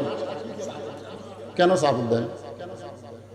সবাই ফতুয়া দিচ্ছে মহিলাদের লাশ দেখা জায়েজ নাই, 5টা কাপড় দিচ্ছে তারপরে ওটা দেখা জায়েজ নেই, চাদর দিয়ে ঢেকে দেয়। এখন চাদর দিয়ে যেই ঢাকছে, ফেরেশতা এসে বলতেছে আল্লাহ এই মেয়ে যখন জীবিত ছিল গোটা পাড়া ঘুরেছে, পাড়ার সব লোক এক চেনে, তো মরার পরে 5 কাপড় দিয়ে লাশটা আবার চাদর দিয়ে ঢাকলো কেন? তখন আল্লাহ বলতেছে ওই দেশের নাম বাংলাদেশ রে, ওই দেশের মেয়েরা মরলে পর্দা করে রে, বেচা ধরতে করে না। মরে গেলে কি পর্দা ভাই, কবর চাদর ধরছে, কেউ যেন দেখতে না পায়। যারা বেটা জামাই এরা নিজেরা কবরত নামাচ্ছে, অন্য কেউ থাকবে অসুবিধা না। কি পর্দা রে। দাদি বলতেছে মরা লাগবে ভাই, এই জন্য বোরকা পরছি। আপনারা বলেন তো বোরকা কি জন্য? হ্যাঁ, বোরকা হচ্ছে কেউ যেন তার দিকে না তাকায়, তাকালে যেন কিছু দেখতে না পায়। আপনার বলেন তো পুরো বুড়ি যদি বোরকা ছাড়াও যায়, একটা বুড়া তাকাবে, একটা বুড়া না হয় বুড়া হচ্ছে, কিন্তু ওর মন তো আর বুড়া হয়নি। অথচ ওর সাথে 18 বছরের নাতনি, আর গাওয়াত বোরকা নাতনি একটা অন্যা, সেটা আবার গলার মাফলা বানাচ্ছে, এ মাঝখান দিয়ে দিচ্ছে, মাঝখান দিয়ে দিচ্ছে। ছেলেরা কি দাদিক দেখবি না লাখ দিক দেখবি? 50 বছর আমের গাছের গোড়ার বেড়া দিচ্ছে। জিজ্ঞাসা করতে থেকে ভাই বেড়া কেন? যদি গরু ছাগল খায়, সতর্ক থাকা ভালো। আপনার বলেন তো 50 বছরের গাছের দিকে গরু ছাগল ঘৃণা করে তাকাবি? বেড়া যদি দিবার চাস, ওই যে লক লকা পাতা বাড়াচ্ছে, ওই গাছের গোড়ার বেড়াতে। আমার মায়েদের জন্য বলতেছেন, রাসূল বললেন ফাতেমা মেয়েদের জন্য সবচাইতে গুরুত্বপূর্ণ আমল হলো পর্দা। এই পর্দার কোনো ওয়াক্ত নাই, পর্দার কোনো সময় নাই, সব সময় পর্দার মধ্যে থাকতে হবে। সঙ্গে সঙ্গে ফাতেমার কাছে একটা ওন্না ছিল, ওই ওন্নাটা মাথার উপর দিয়ে আল্লাহ নবীকে সামনে নিয়ে বললেন বাবা আপনাকে সাক্ষী রেখে ওয়াদা দিয়ে দিলাম, এই মুহূর্তে আমি পর্দার ভিতরে ঢুকে গেলাম। আল্লাহর নবী এই কথা শোনার পরে এত খুশি হলেন, নিজের মেয়ে বললেন বাবা এই মুহূর্তে আমি পর্দার মধ্যে ঢুকে গেলাম। কিছুদিন যাওয়ার পরে আল্লাহ পাক নবীকে জানাই দিলেন, নবী গো আপনার মেয়ে এমন ভাবে পর্দার মধ্যে নিজকে ঢুকায় ফেলেছে, আমি আল্লাহ তাআলা আরশ থেকে খুশি হয়ে গেলাম, কারণ আমি পর্দার নারীকে অত্যন্ত ভালোবাসি। ফাতেমাকে আল্লাহ আমি খাতুনে জান্নাত ডিগ্রি দিয়ে দিলাম। এমন ভাবে পর্দার মধ্যে ঢুকে গেলেন। হযরত আলী শান নামাজ পড়ে ঘরের মধ্যে ঢুকে দেখে ফাতেমা গোটা ঘরটাকে সুন্দর করে সাজায় রাখছে। এশার নামাজের পরে হযরত আলী ঘরের মধ্যে ঢুকে দেখে হাসান হোসেনকে ফাতেমা সুন্দর করে সাজায় দিয়েছে। হযরত আলী তাকায় দেখে ফাতেমা সুন্দরী নিজে আবার সাইজা গুইজা বসে আছে। আপনার বলেন তো, একটা পুরুষ মানুষ ঘরের মধ্যে ঢুকে গোটা ঘরটাকে যদি সুন্দর অবস্থায় দেখতে পায়, তার মনের মধ্যে একটা জান্নাতের তৃপ্তি আসে। ধরে কোন কথা ঠিক কি না? আলী বললেন, ফাতেমা ঘরটাকে যেভাবে সুন্দর করে সাজাইছো, হাসান হোসেনকে যেভাবে সুন্দর করে সাজায় রাখছো, তুমিও যেভাবে সুন্দরী সাইজা গুইজা বসে আছো, আমার মনে হয় তুমি কোনো জায়গায় বেড়াবার যাবা। সঙ্গে সঙ্গে ফাতেমা হাসান হোসেনকে বুকের মধ্যে নিয়ে দুইটা চুমু দিয়ে বললেন, বাবা তোমরা দুই ভাই একটু অন্য ঘরে যাও, তোমার বাবার সঙ্গে আমার গোপন কিছু গল্প আছে। যেই মাত্র বলেছে তোমরা দুই ভাই একটু অন্য ঘরে যাও, তোমার বাবার সঙ্গে আমার গোপন কিছু গল্প আছে, হাসান হোসেন মুচকি মুচকি হেসে অন্য ঘরে যায়। কারণ তারা বুঝবার পারছে মা যখন সাইজা গুইজা বসে আছে, তাহলে বাবার সঙ্গে গোপন গল্প করার নামে মা যে কি করবে, এটা 4 বছরের বাচ্চা 5 বছরের বাচ্চা বুঝতে পারে কি পারে না? আল্লাহ রাসূল বলেছেন 4-5 বছর না, 2.5 বছর যখন তোমার বাচ্চার বয়স হবে, ওই বাচ্চা যখন চেতন থাকবে, ওই বাচ্চা চেতন অবস্থায় তুমি তোমার স্ত্রীকে আদর করতে পারবা না। ওই বাচ্চা ঘুমায় গেলে তুমি আদর করতে পারবা। বাচ্চা যদি চেতন থাকে তাহলে দাদির ঘর নানির ঘর পাঠায় দিবা, তারপরে তোমার বউকে তুমি আদর করতে পারবা। বাচ্চার সামনে যদি বউকে আদর করো, বাচ্চা বাহিরে এসে বলতে পারে আমার মা তাই আমার বাপ তাই মারে চাইবা ধরছিল। ধরে কোন কথা ঠিক কিনা? এই জন্য দেখেন, নিজের জন্ম দেওয়া পুত্র 2.5 বছর বয়সের নিজের হালাল স্ত্রীকে আদর করা যায় না। এটাই হলো কোরআনের আইন। আর বাংলাদেশে কোরআনের আইন না থাকলে এরা কুত্তা দিবস ভ্যালেন্টাইন ডে পালন করে। ধরে কোন কথা ঠিক কিনা? দেখবেন কলেজ ভার্সিটিতে আজকে ভালোবাসা নিয়ে কেমন করুণ পরিণতি। বিএনপির ছাত্র দলের একটা ছেলে মরে গেল, ওরা না দেখায় শিবিরকে দোষ দিল। এখন আবার আজকে দেখলাম প্রেমের কারণে এই ছেলেটাকে খুন করলো। ধরে কোন কথা ঠিক কি না? আল্লাহর বান্দার একটু মনোযোগ দেন। হাসান হোসেন মুসকে হাই যখন ঘরের মধ্যে যায়, সঙ্গে সঙ্গে ফাতেমা দরজা বন্ধ করে দেয়। যেই মাত্র ফাতেমা দরজা বন্ধ করে দিছে, সঙ্গে সঙ্গে হযরত আলী মাথার টুপি খুলছে। সুবহানাল্লাহ হবেন না? আপনারা কি মনে করতেছেন আমি আপনাকে সামনে ওয়াজ করতেছি? আমি তখন ওয়াজ শেষ করে বাড়ি যাব, বাড়ি যাওয়ার পরেও এই টুপি কি আমার মাথার থাকবে? যদি খুলতে দেরি করি, আমার বউ এসে তাড়াতাড়ি খুলে দেবে। যদি কোনোদিন আমার দেরি হয়, বউকে কি এখনো টুপির মহব্বত ছাড়বার পারোনি? আস্তে করে টুপি খুলে রেখে দেয়। কারণ যখনই সন্তানকে বের করে দিয়ে দরজা বন্ধ করে দিয়েছে, আলী বুঝবার পারছে এখন টুপির সুন্নত চলবে না। এক সময় একটা সুন্নত। জোরে কোন কথা ঠিক কিনা? আস্তে করে টুপি খুলছে। হুন্না লিবাসুল্লাকুম ওয়া আনতুম লিবাসুল্লাহুন্না। স্বামী হলো বিবির পোশাক, বিবি হলো স্বামীর পোশাক। এই কথা কি আমার না আল্লাহ? তো এখন স্বামী বইয়ের পোশাক, বউ স্বামীর পোশাক, এটা করবার গেলে, এই কোরআনের আমল করবার গেলে টুপি চলবি? যেই মাত্র হযরত আলী টুপি খুলেছে, সঙ্গে সঙ্গে ফাতেমা এক দৌড়ে স্বামীর বুকের মধ্যে মাথা ঢুকায় ছোট বাচ্চার মতন কাঁদতেছে। আলী চমকে হলো, ফাতেমা হঠাৎ এভাবে কান্দার কারণ কি? ফাতেমার স্বামী গো, আল্লাহ তাআলা আমার দোয়া কবুল করেছে। আমি সব সময় আল্লাহর কাছে বলতাম, আল্লাহ ফাতেমাকে পর্দার মধ্যে মৃত্যু দিও। আল্লাহ আমার দোয়া কবুল করেছে। আজকে গভীর রাত্রে আমি ফাতেমার মৃত্যু হবে। গাছের গোড়া কাটলে গাছটা যেমন পড়ে যায়, হযরত আলী তেমনি পড়ে গেলেন ঘরের মাঝায়। ফাতেমা মুচকি মুচকি হেসে, যেই ফাতেমা কি যখন আগে স্বামীর বুকে কাঁদলো, সেই ফাতেমা মুচকি মুচকি হাসতেছে। ইকরার বিল লিসান তাসদিক বিল জানান। জোরে কোন সুবহানাল্লাহ। ইমানটা যখন কলিজার মধ্যে ঢুকে যায়, তখন ওই মানুষটা কিন্তু মৃত্যুকে নিয়ে খুব একটা পরোয়া করে না। যার প্রমাণ হলো মীর কাসেম আলী। নাম শুনছেন? মীর কাসেম আলীর নাম শুনছেন? উকিল এসে বলতেন, স্যার আজকে রাত 12টায় আপনার ফাঁসি হবে। মীর কাসেম আলী মুস্কি হাসিতে বললেন, এখন কয়টা বাজে? তো বলতেছে এখন 9:30 বাজে। আলহামদুলিল্লাহ, তাহলে এখন 2.5 ঘন্টা আছে। উকিল, 2.5 ঘন্টা বাজে, চেতন থেকে লাভ কি? আমি 2 ঘন্টা ঘুম পারি, যদি চেতন না পাই তুমি কিন্তু আমার ডাক দিবে। উকিল কয় কে রে, যে লোকটার 2.5 ঘন্টা পর ফাঁসি হবে তাই বলে 2 ঘন্টা ঘুম পাড়বি, সে এত না পারলে হামাক ডাক দেওয়া লাগবে। আর মাথা ঠিক নাই, এই ফাঁসির চিন্তায় পাগলা হয়ে গেছে। উকিল মন খারাপ করে ফাঁসির কন্ডম সেল থেকে বার হয়ে গেছে। উকিল কিন্তু অন্তর দিয়ে তাকে অত্যন্ত ভালোবাসে, নাম হলো তাজুল ইসলাম, খুব ভালোবাসে। 2 ঘন্টা পরে এসে দেখে মীর কাসেম আলী নাক দেখা ঘুম পাড়তেছে। হায় এই মানুষ করে, আর 8 ঘন্টা পরে তার ফাঁসি কার্যকর হবে, এই লোকটা এইভাবে ঘুম পাড়তেছে। দৌড়ে গিয়ে পাও নাড়াইছে, সঙ্গে সঙ্গে চেতন ভাই বলতেছে, কে ভাই সময় শেষ? না স্যার, আরো 8 ঘন্টা আছে।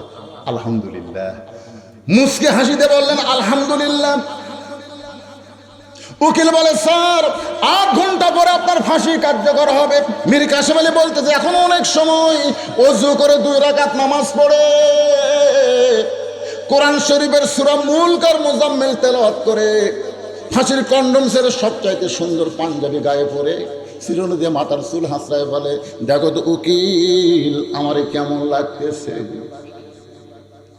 উকিল কান্দারে বলে, স্যার আপনি কি শ্বশুর বাড়ি যাবেন? আপনাকে ফাঁসি দেওয়া হবে, আপনি কেন এমন করতেছেন? মীর কাসেম আলী বলে, উকিল রে, 2 ঘন্টা ঘুমের মধ্যে আল্লাহ পাক আমার ইমানের জজবা আমাকে দেখায় দিছে, ফাঁসির মাধ্যমে আল্লাহ তাআলা জান্নাতের 8টা দরজা আমার জন্য খুলে রেখেছে।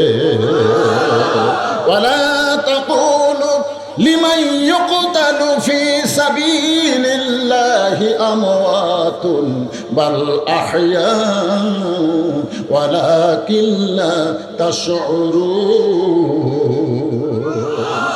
আল্লাহ রাস্তায় যাদেরকে হত্যা করা হয়, শুধু মীর কাসেম আলী না, আল্লামা সাইদ হুজুর সহ, নিজামী সহ, মুজাহিদ সহ, কামারুজ্জামান সহ, কাদের মোল্লা সহ যাদেরকে অন্যায়ভাবে ফাঁসি দেওয়া হলো, তারা কিন্তু কেউ মৃত্যুবরণ করে নাই। আল্লাহর কোরআনকে যদি বিশ্বাস করেন, আল্লাহ তাদেরকে কিয়ামত পর্যন্ত অমর করে রাখবে। আমার গ্রাম সম্পর্কে ভাই, তার একটা ছেলে হয়েছে। আমার কয়, ভাই আপনি একটা আলেম মানুষ, আমার ছেলেটার একটা ভালো নাম রাখেন তো। আমি অনেকক্ষণ চিন্তা করলাম কোন নাম রাখ। এখন নাম রাখবার গেলে কিন্তু চিন্তা করা লাগে, যে কোনো নাম থাকে, এটা পুরাতন নাম, এটা ওল্ড মডেল হয়ে গেছে। আমি বললাম, ভাই একটা নাম আমার খুব ভালো লাগতেছে, দেখো তো এটা রাখা যায় কিনা। তো বলে, কি ভাই? আবু সাইদ। যেই বলছে আবু সাইদ, সেই হাসি। হাই রে, আমার তো খেয়ালই নাই। তাহলে আবু সাইদ, আজ থেকে আমার ছেলের নাম রাখলাম আবু সাইদ। খুশি হয়ে আমাকে 500 টাকা হাদিয়াও দিল। আবু সাইদ নাম। এখন আবু সাইদের মাও, আবু সাইদের বাপ, ও আবু সাইদের মাও দেখেন, আবু সাইদ কি মরছে? আমার গ্রামে তার একটা আবু সাইদ, আমার সম্পর্কে খালা হয়। বহু তদবির করার পরে তার মেয়ের একটা মেয়ে হয়েছে। আমার মোবাইল করে বলতেছে, বাবা হুজুর, তোমার খালাতো বোনের বহু তদবির করার পর আল্লাহ একটা মেয়ে দিছে, একটা ভালো নাম রাখো তো। আমি বললাম, খালা হাসিনা রাখো। হাসিনা রাখো। খালা গরম হয়ে গেল, গদগদ গদগদ করতেছে। আমি বললাম, খালা কি আলেম না জালেম রে? তোর আমি কইলাম একটা ভালো নাম রাখবার, তুই খুনি হাসিনার নাম করি কেন? আমি কইলাম, দেখেন আবু সাইদ মরে নাই, অথচ হাসিনা মরে বাঁচা থাকতেই পৌঁছে গেছে। ধরে কোন কথা ঠিক কিনা? অন্তত আগামী 50 বছর কোন মেয়ে জন্ম নিলে আওয়ামী লীগ তার মেয়ের নাম হাসিনা ছবি না। ধরে কোন কথা ঠিক কিনা? আওয়ামী লীগ জানে একেবারে মেম্বার নেতার থেকে শুরু করে এমপি, মন্ত্রী, প্রধানমন্ত্রী সব শালা ফাঁকি দিয়ে পড়ে গেছে। ধরে কোন কথা ঠিক কিনা? ওরা তো কি বিপদ আছে ভাই, কি বুঝতেছেন? ফাতেমা মুসকে মুসকে হাসতেছে, এই মাত্র কানলেন, স্বামীর বুকে মাথা রেখে সেই ফাতেমা হাসতেছেন। হাসতে হাসতে স্বামীর মাথাটা উড়াতের উপরে নিয়ে কপালে একটা চুমু দিয়ে বললেন, স্বামী গো, এমন করে আপনি কেন কাঁদতেছেন? এমন করে আপনি কেন পড়ে গেলেন? আমি তো জানি 2টি বিষয় আল্লাহর নবী আপনার ব্যাপারে বলেছে। সুবহানাল্লাহ। একটা হলো আনা মাদিনাতুল ইলমে পালিউ বাবুহা, আমি হচ্ছে এলিমের শহর, আমি হচ্ছে তার দরওয়াজা। আল্লাহ নবী যখন মদিনার রাষ্ট্রপতি ছিলেন, ওই সময় শিক্ষামন্ত্রী ছিলেন হযরত আলী। সুবহানাল্লাহ। ধর্মমন্ত্রী ছিলেন হযরত আবু বকর, আইনমন্ত্রী ছিলেন হযরত উমর, আর অর্থমন্ত্রী ছিলেন ওসমান গনি, ধরে কোন সুবহানাল্লাহ। আরও মন্ত্রী ছিল, আমি আপাতত 4টা মন্ত্রীর নাম করলাম। আপনার দেখেন তো দপ্তর অনুযায়ী মন্ত্রীগুলো ঠিক আছে, ঠিক নাই? ধর্মমন্ত্রী হিসাবে আবু বকর ঠিক আছে না নাই? আইন মন্ত্রী হিসাবে উমর ঠিক আছে না নাই? আইনের খুশি গেলে অর্থমন্ত্রী হিসাবে ওসমান গনি ঠিক আছে না নাই? যার সম্পদ আছে কিন্তু নিজের জন্য না, সব সম্পদ মানুষের জন্য, ধরে কোন সুবহানাল্লাহ। কি অর্থমন্ত্রী! যারা হজ করছেন, হজ তো করছেন মাশাআল্লাহ। জান্নাতুল বাকির মধ্যে প্রথম ঢুকতি আপনাকে গোরস্থান, মদিনাতেও একটা গোরস্থান আছে। ঢুকতেই যেই কবরটা সকলের সামনে পড়ে ওই কবরটাই হলো ওসমান গনির কবর। খালি কবরের পাশে আপনি দাঁড়াবেন, যদি আল্লাহ কোনোদিন যাওয়ার তৌফিক দেয়, কবরের পাশে আপনি দাঁড়াবেন, আপনার গোটা শরীর ঝিঝি ঝিঝি শুরু হয়ে যাবে। গোটা শরীরের মধ্যে একটা কম্পন শুরু হয়ে যাবে। এখানে কে শুয়ে আছে? আল্লাহ গানিয়ুন ওয়া আনতুমুল ফুকারা ইল্লা ওসমান গানিয়ুন, জোরে কোন সুবহানাল্লাহ। রাসূল বলেছেন এক ধনী আছে আল্লাহ আসমানে, আর এক ধনী ওসমান জমিনে। সাহাবারা বললেন ইয়া রাসূলুল্লাহ, ওসমান কেমনে ধনী হয়? ধনী তো একমাত্র আল্লাহ। রাসূল বললেন ইল্লা ওসমান, ওসমান ছাড়া সবাই ফকির। এই জন্যই তো অর্থমন্ত্রী, বুঝতেছেন? এমনি এমনি শিক্ষামন্ত্রী হলেন হযরত আলী। আল্লাহ রাসূল বলেছেন আলী ওয়াসাদুল্লাহিল গালিব, আলী হচ্ছে ইসলাম গালিব করার ব্যাপারে আল্লাহর সিংহ, ধরে কোন সুবহানাল্লাহ। আপনার বলেন তো, যার জ্ঞান বেশি, যাই শক্তিশালী বীর, সে কোনোদিন বইয়ের মৃত্যুর খবর শুনে পড়ে দেবে? এই জন্য ফাতেমা হাসতেছে যে আপনি এই অকাম কেমনি করবেন? আপনি একটা জ্ঞানী হয়ে, একটা বীর হয়ে বউ মরে যাবি আর আপনি পুড়ে যাবেন? আপনি কি মনে করছেন দুনিয়া থাকার জন্য? দুনিয়া থাকার জন্য না, এসেছি যাওয়ার জন্য। জোরে কোন কথা ঠিক কি না? আমরা আইছি যাওয়ার জন্য। আল্লাহ বলেছেন লা তামুতুন্না ইল্লা ওয়া আনতুম মুসলিমুন।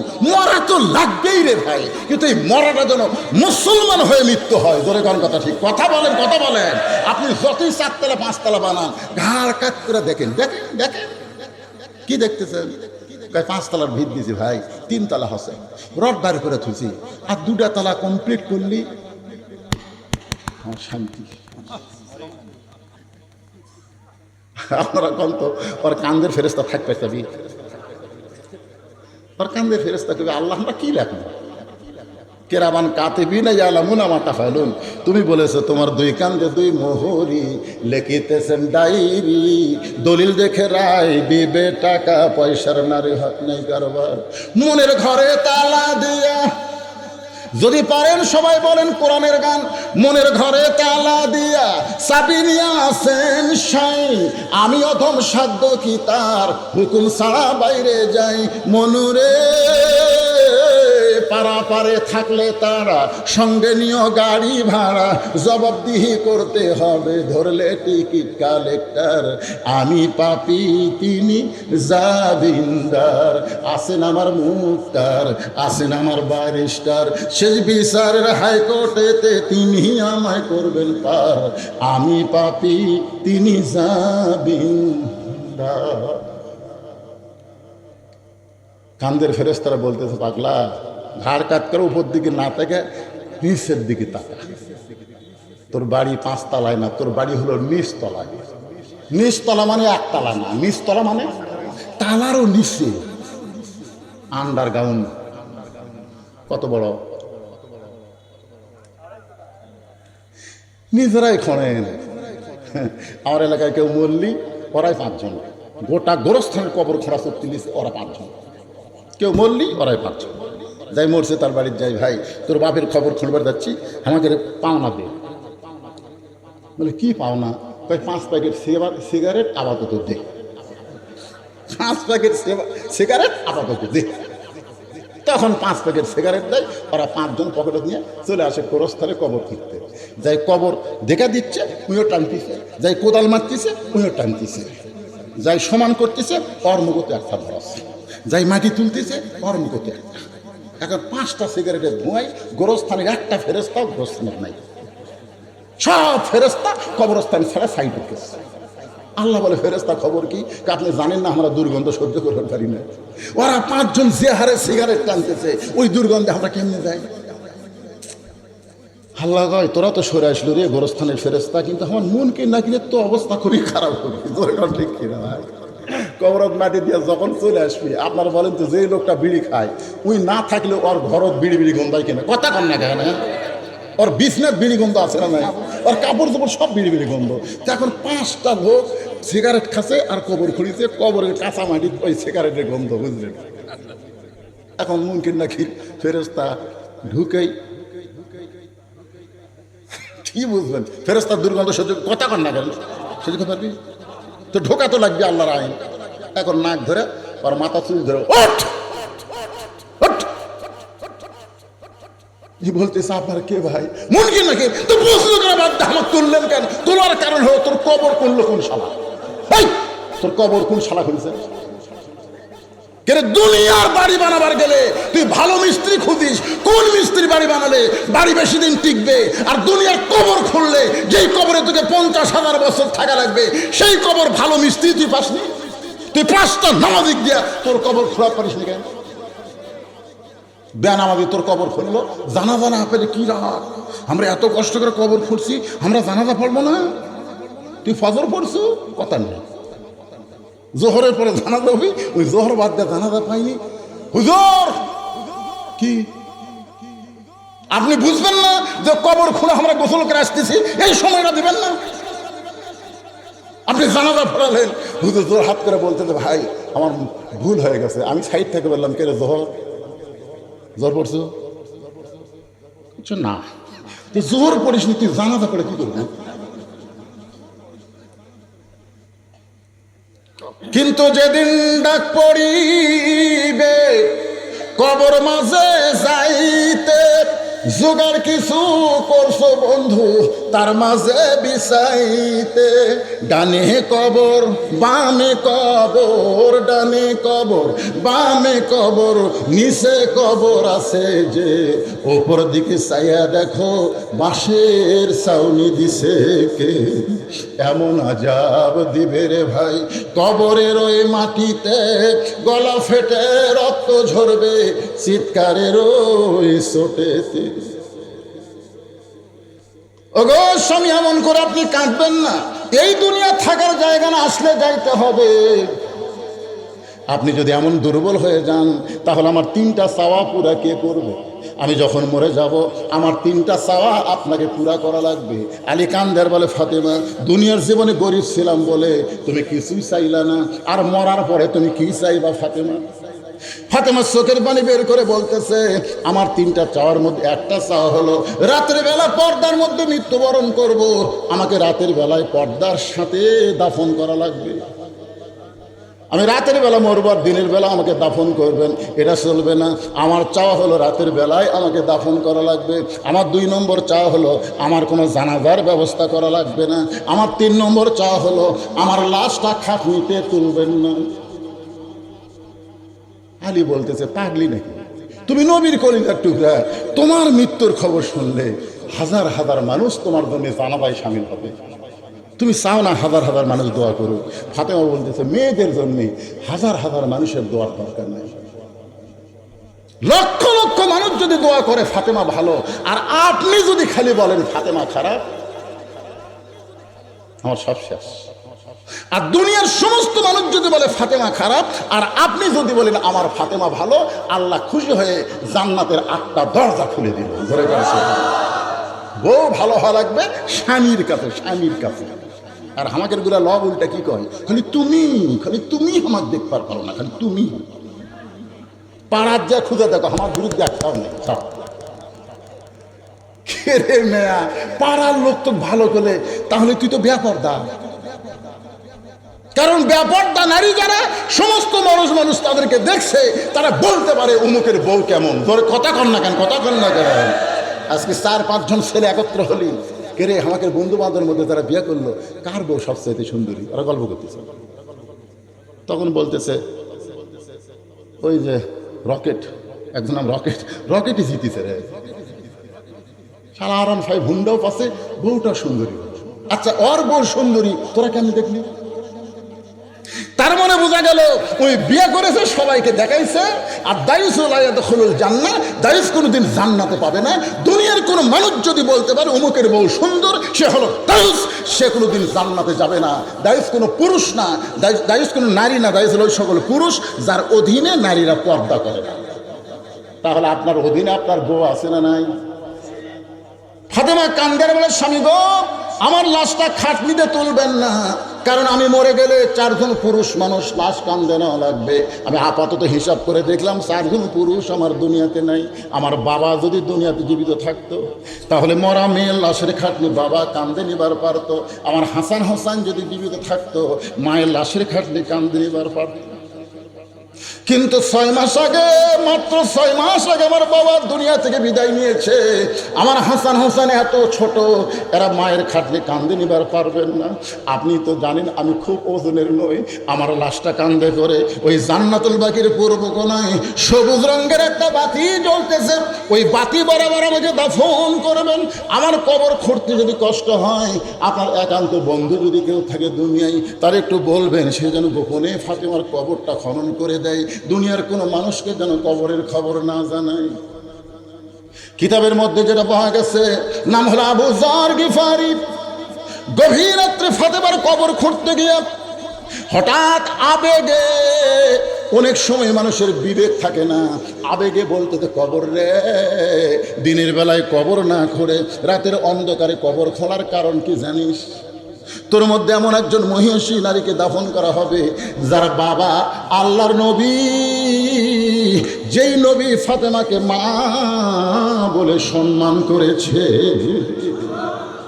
যার বাবা আল্লাহর নবী, যেই নবী ফাতেমাকে মা হিসাবে সম্মান করেছে, মা মা। একদিন রাসূল বললেন, সাহাবীরা, কুলসুম আমার মেয়ে, রোকে আমার মেয়ে, জয়নাব আমার মেয়ে।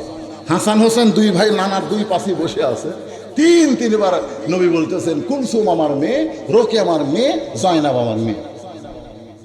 হাসান হোসেন 2 ভাই বলতেছে, ভাই চলেন আমরা যাই। 3বার তার মেয়ের কথা বললো, আর হামাকের মাও গরিব দেখে এই মেয়ের কথা নানা ভুলে গেল। এই কথা বলে হাসান হোসেন যখন যাবার চাই, নবী 2 জনকে হাত ধরে বসে, আরে পাগল, তোদের মা তোদের জন্যেও যা, আমার জন্যেও যা। সুবহানাল্লাহ, তোদের মা তোদের জন্য তো, আমার জন্য তাই। সমস্ত সাহাবীরা বললেন, ইয়া রাসূলুল্লাহ, এইটা কেমনে হয়? কারণ আমরা সবাই জানি ফাতেমা আপনার মেয়ে। রাসূল বললেন, আমি নিজের চোখে দেখেছি ফাতেমা আমার মা।